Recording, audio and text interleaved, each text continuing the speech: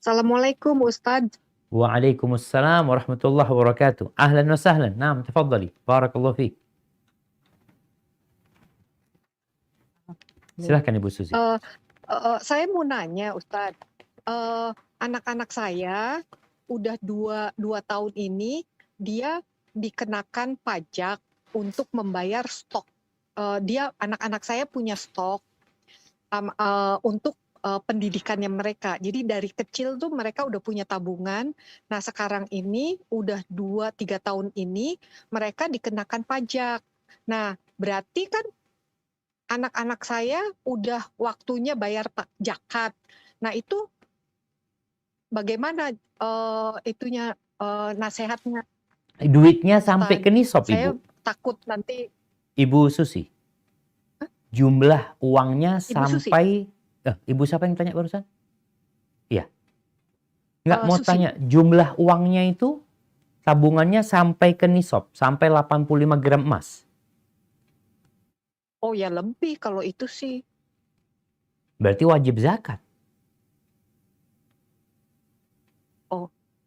Oh, karena saya juga baru taunya 2 tahun yang lalu kok anak-anak saya disuruh bayar pajak. Saya bilang, pajak apa ini anak-anak saya? Suami saya bilang, oh itu pajak yang kita tabung dari suami saya sama neneknya nabung untuk anak-anak biar untuk sekolahnya mereka nggak punya utang gitu loh. Jadi setiap anak udah dipersiapkan kalau mereka kuliah, mereka punya uang masing-masing. Nah. Tapi uang itu sebenarnya uang orang tuanya gitu, Ibu Susi. Uang itu milik anak-anak apa milik orang tuanya? Milik anak-anak untuk pendidikan Iya, mereka. tapi kan uang itu uang orang tua gitu. Kemudian ditabung buat anak-anak. Iya. Iya. Ya berarti kalau sampai nisab, Bu Susi, itu kalau itu sudah dimiliki oleh anak-anak jadi milik mereka. Makanya ulama berbicara anak yatim itu wajib zakat enggak? Kalau sampai nisab wajib zakat. Kalau sampai 85 gram emas itu tiap tahunnya dia wajib keluarkan zakat. Lah kalau selama ini saya nggak tahu, saya baru tahu sekarang, saya mesti bayarnya dari berapa tahun itu zakatnya, Ustadz? Tergantung tadi Bu Susi. Kalau umpamanya uang itu sudah sampai nisab, anggap uang itu 100 juta dari sejak 10 tahun yang lalu, umpamanya. Kan nambah. Berarti tiap tahunnya kan dikeluarkan 2,5% sebenarnya. 2,5%.